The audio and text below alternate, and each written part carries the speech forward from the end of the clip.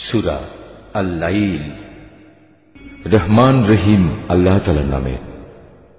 রাতের শপথ যখন তা আঁধারে ঢেকে যায়, দিনের শপথ যখন তা আলোয় উদ্ভাসিত হয়ে ওঠে, পুরুষ ও নারী যা তিনি সৃষ্টি করেছেন তারও শপথ। অবশ্যই তোমাদের চেষ্টা সাধনা হবে নানামুখী। অতএব যে আল্লাহর পথে দান করে এবং আল্লাহকে ভয় করে, ভালো কথাগুলো সে সত্য বলে মেনে নেয়, অবশ্যই আমি তাকে সহজভাবে তার গন্তব্যে পৌঁছে দেব।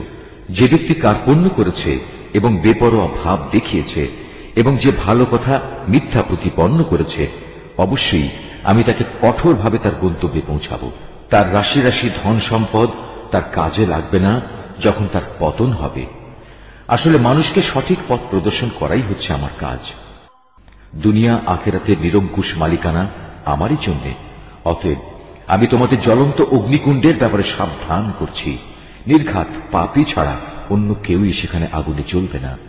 যে পাপী এদিনকে অস্বীকার করেছে এবং হেদায়েত থেকে মুখ ফিরিয়ে নিয়েছে, সে আল্লাহকে বেশি বেশি ভয় করে, তাকে আমি এ থেকে বাঁচিয়ে দেব। যে ব্যক্তি নিজেকে পরিশুদ্ধ করার জন্য আল্লাহর পথে অর্থ সম্পদ ব্যয় করেছে, অথচ তোমাদের কারোই তার কাছে এমন কিছু ছিল না যার জন্য তোমাদের কোন রকম প্রতিদান দেয়া হবে।